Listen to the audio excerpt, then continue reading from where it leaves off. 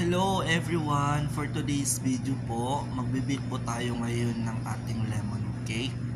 At ayan na nga po, na-prepare lang po ako ng ating mold at dinagyan ko na rin po siya ng baking paper. At ayan na po, nagkilo lang po ako dyan ng 1,100 grams ng ating lemon cake. And after po, binake ko lang po siya ng 30 minutes sa ating oven. Pasensya na po kayo, hindi ko na po kinuhanan ang process ng pagbibake ng ating lemon cake kasi masyadong mahaba na po. At ayan na nga po, after po natin siyang i-bake, renes ko lang po siya ng 30 minutes. And then after ko po siyang renes ng 30 minutes, saka ko po linagay ang ating Mystica cream.